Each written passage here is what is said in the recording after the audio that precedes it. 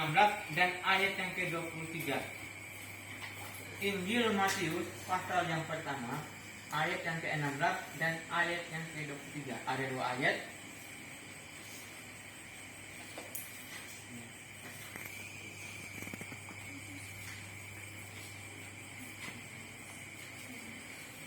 Ayat yang ke-16, saya minta cewek-cewek yang baca ayat yang ke-16. 1, 2, 3.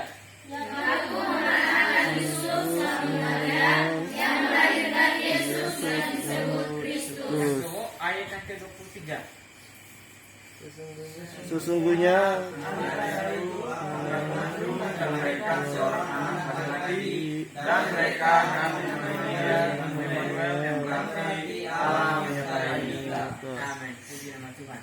Teman-teman yang berkata Tuhan, hari ini saya bukan sistem berkhotbah, tapi semacam materi yang akan kita pelajari. Nah, teman-teman yang ikut ibadah minggu lalu, yang dari GSJK pasti tahu ayat ini. Pasti tahu. Ayatnya 16 dan 23. Nah, teman-teman perlu mencatat. Ini sangat penting karena sebuah pelajaran bagi kita. Nah, Injil Matius ditulis oleh siapa? Oleh Matius sendiri sebagai murid Kristus atau sebagai rasul yang dipilih. Sekali lagi, Injil Matius ditulis oleh Matius sebagai yang dipilih menjadi rasul.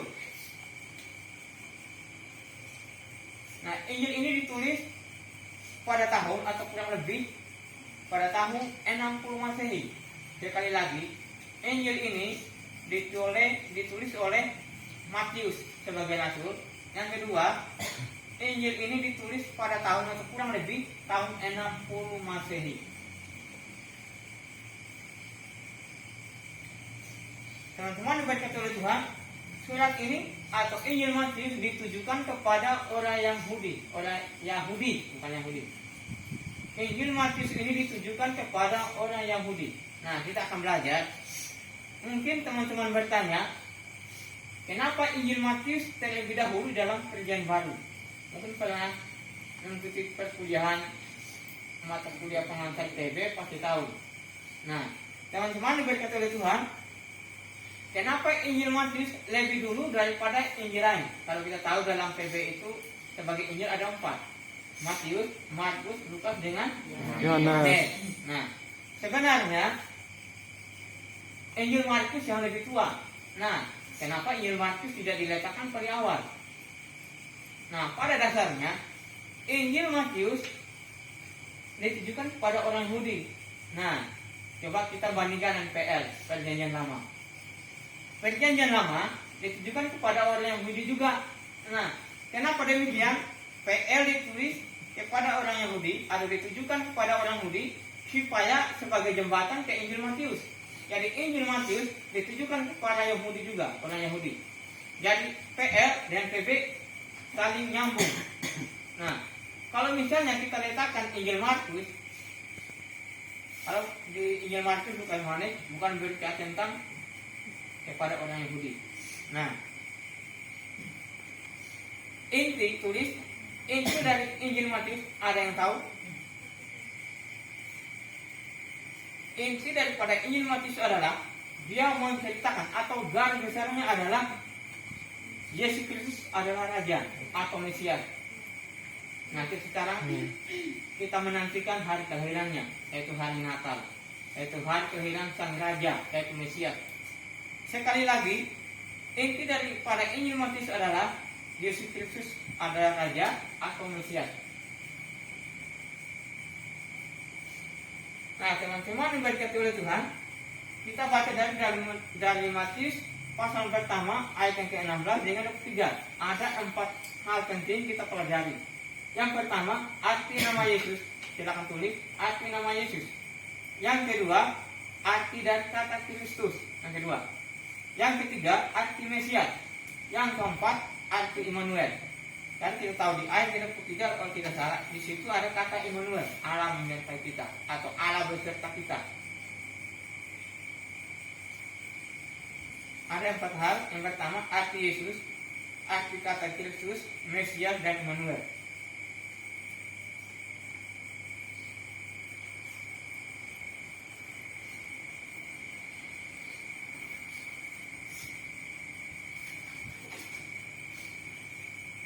Nah, teman-teman, kita mulai dari yang pertama, arti kata Yesus.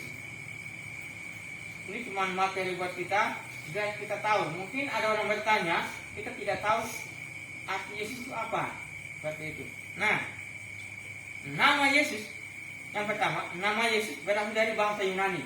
Tulis, nama Yesus berasal dari bahasa Yunani adalah Iesus. Iesus. Itu dari bahasa Yunani adalah Yesus.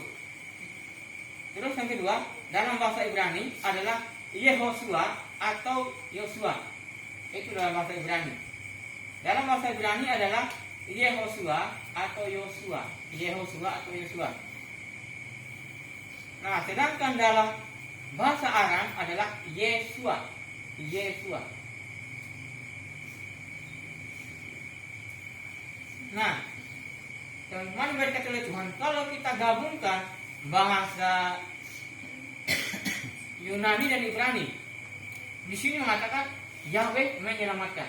Tulis, kita gabungkan bahasa Yunani dan bahasa Ibrani adalah antara Yesus dan Yehosua adalah Yahweh atau Allah, atau Yahweh menyelamatkan, atau Tuhan menyelamatkan kita, sama. Nah, terus dalam bahasa Inggris adalah Jesus atau Yesus, kalau bahasanya Jesus. Nah, kalau kita tahu bahasa Indonesia adalah Yesus. Nah, jadi nama Yesus adalah ternyata nama kemanusiaannya. Tulis, jadi nama Yesus ketika dia dilahirkan sudah dinubuatkan bahwa seorang putra akan lahir. Berarti kalau putra berarti laki-laki. Berarti namanya Yesus, itu nama kemanusiaannya dia. Nama Yesus. Nah, jadi Yahweh yang menyelamatkan artinya adalah Tuhan yang menyelamatkan kita. Setuju? Kita menantikan hari Natal. Kita percaya kita diberkati oleh damai Natal. Itu kelahiran Sang Juru Selamat sepertinya dicatat dalam Injil Matius bahwa seorang raja akan lahir, yaitu Yesus Kristus yang disebut Mesias. Nah, kita lanjut. Tidak lama-lama teman-teman, tapi walaupun singkat, tapi sangat penting. Tadi arti kata Yesus. Yang kedua, arti kata Kristus. Arti kata Kristus. Kata Kristus dalam bahasa Yunani ialah Christos. C-H-R-I-S-T-O-S. Christos. Dalam bahasa Yunani, Kristus adalah Kristos yang artinya adalah yang diurapi, yang pertama. Yang kedua, dipilih. Nah, teman-teman bertanya, Pak, kenapa Kristus itu dipilih atau diurapi? Nah, karena Allah mengutus anaknya ke dalam dunia ini dalam rupa manusia. Berarti dia dipilih oleh Allah. Itu Allah Bapa, yaitu Yesus Kristus yang dipilih. Berarti seorang raja harus diurapi dan dipilih. Karena Yesus adalah raja di dalam Injil Matius. Jadi Kristus dalam bahasa Yunani adalah Kristos yang artinya adalah diurapi dan dipilih. Nah, dipilih atau diutus sama.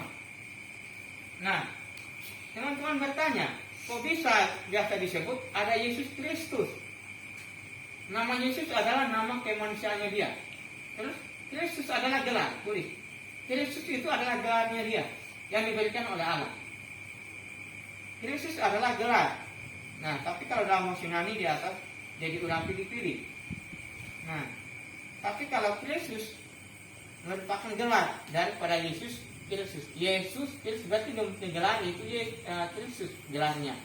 Nah, jadi Yesus punya gelar adalah Kristus yang artinya bahwa Yesus diutus.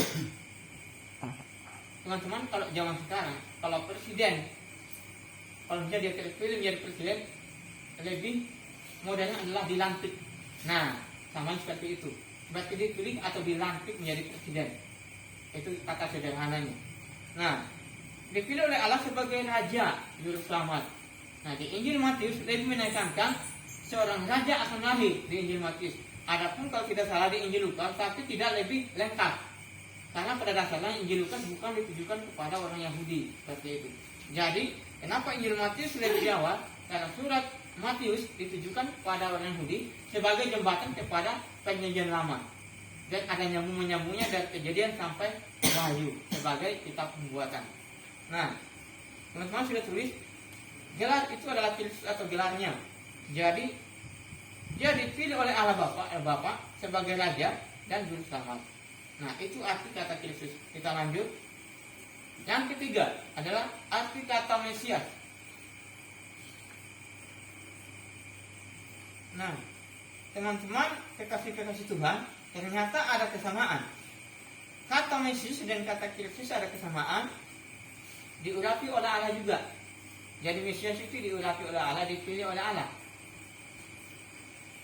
Nah, sebutan Mesias berasal dari atau awalnya dari pengertian bangsa Yahudi mengenai tokoh masa depan yang akan datang sebagai wakil Allah untuk membawa keselamatan bagi umat Yahudi. Nah, pada dasarnya kalau kita pelajari di dalam PB, banyak orang Yahudi tidak percaya kalau Mesias akan lahir. Tapi pada dasarnya kedatangan Tuhan Yesus maupun waktu dia lahir dari seorang perempuan perawan Maria, kita sudah tahu keselamatannya untuk semua orang, bukan hanya bangsa Yahudi aja, tapi kepada semua orang. Nah, tapi di sini sumber yang saya dapat, bangsa Yahudi masih menanti-nantikan kelahiran dan juru selamat. Dan pada dasarnya dia sudah lahir, tapi mereka menolak dia. Di Injil Yohanes pun mengatakan, kalau kamu mengenal aku, kamu juga mengenal Bapa. Kalau kamu mengenal Bapa, kamu juga mengenal aku.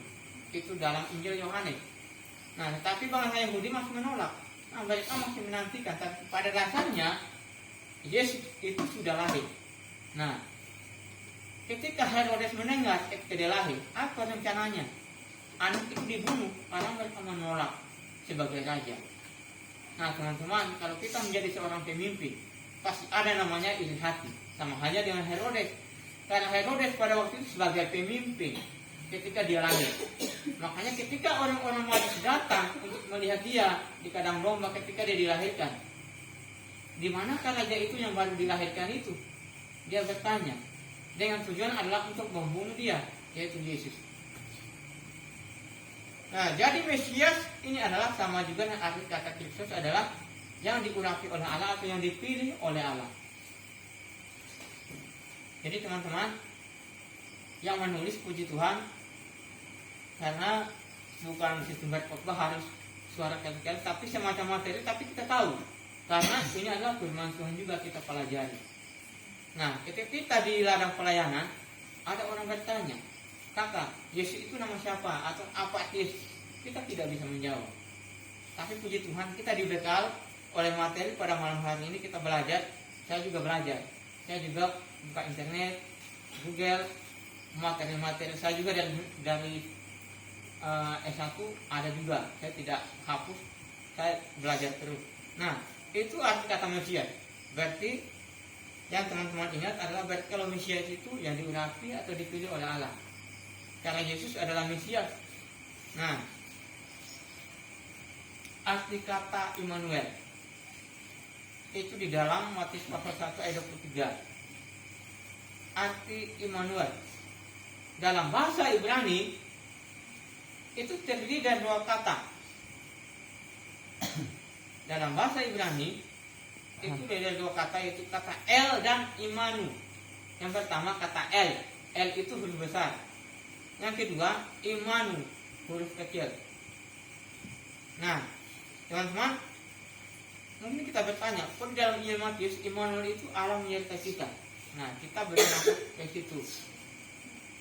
Arti kata El adalah Allah. Tulis, arti kata El adalah Allah. Nah, yang kedua, kata Imanu adalah beserta kita. Jadi kalau kita gabungkan adalah Immanuel dalam bahasa Indonesia di Injil Matius pasal pertama ayat 23, di situ ada kata Immanuel, berarti Allah menyertai kita, sama juga Allah beserta kita. Di versi lain teman-teman ada mengatakan Tuhan besertaku. Saya juga percaya kalau Tuhan beserta saya dan teman-teman semua. Jadi kalau Tuhan beserta kita berarti semua. Kalau Tuhan besertaku berarti Tuhan bersama saya, seperti itu bahasa sederhananya. Nah, jadi kata El itu adalah Allah. Nah, sedangkan kata Imanu adalah beserta kita. Berarti kalau kita gabungkan menjadi 3 kalimat, jadi Immanuel itu adalah Allah beserta kita. Setuju Allah beserta kita? Karena ini momen-momen Natal. Walaupun kita tidak ada baju baru, celana baru, sepatu baru, tetapi percaya saja. Bukan itu yang Tuhan inginkan. Tapi kita percaya dimanapun kita berada, Allah itu ada buat kita. Itu Allah menyertai kita. Yang terakhir, tidak lama-lama. Yang penting teman-teman tahu dari 4 nama tadi dan belajar. Yang terakhir adalah arti Immanuel dalam fikir Kristen. Berarti secara umum seperti itu ya. Secara umum kan Islam juga bukan. Tetapi iman Kristen. Arti kata Immanuel dan kata El dan Iman tadi adalah di sini versi lain Tuhan beserta kita. Walaupun Allah, walaupun Tuhan sama. Tuhan juga berkuasa, sama kuasanya. Walaupun teman-teman kalau berdoa misalnya Tuhan Yesus, walaupun teman-teman sebut Yesus, itu kan namanya yang berkuasa. Ketika para rasul-rasul diutus, mereka berdoa di dalam nama Yesus, banyak orang disembuhkan, orang mati bisa bangkit, orang lumpuh bisa berjalan, orang buta bisa melihat, orang tuli bisa mendengar. Karena nama Yesus berkuasa. Nah, kalau kita berdoa kepada Mesias bersama, sama saja ada kuasanya. Misalnya kalau kita berdoa, Tuhan Yesus juru selamat kami, ada kuasanya. Apalagi Kristus gelarnya. Terima kasih Yesus Kristus. Kita biasa berdoa seperti itu. Ada kuasanya juga.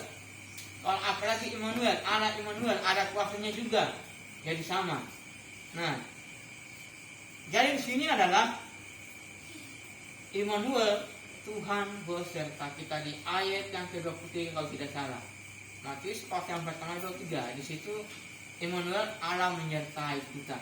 Kita percaya sampai detik ini, walaupun sekarang kita mengalami sakit penyakit, kalau kami dibawa asrama bawah hampir semua yang sakit cowok-cowok. Mungkin Rian sudah sembuh dia karena banyak minum obat. Dan karena kalau dikasih bubur tidak makan, kan tidak enak, pahit. Jadi bingung kami yang urus makannya, makan apa yang enak? Tidak ada yang enak. Dikasih tahu tidak makan, dikasih aduk. Jadi udahlah, nasi goreng apalagi katanya minyak batu, mana bisa? Nah dia batu gorengnya, jadi nasi goreng tidak makan. Kasih makan juga udah sembuh dia. Puji Tuhan, si Herman sudah kuat. Teman-teman kita juga sudah sehat semua, puji nama Tuhan. Itu artinya Allah makin menyertai kita. Nah demikian firman Tuhan. Teman-teman walaupun singkat paling jelas, tapi teman-teman bisa belajar dari 4 nama tadi. Ada nama Yesus, apalagi Kristus, Mesias dan Immanuel. Teman-teman mari kita tunduk kepala dan berdoa. Segala pujian syukur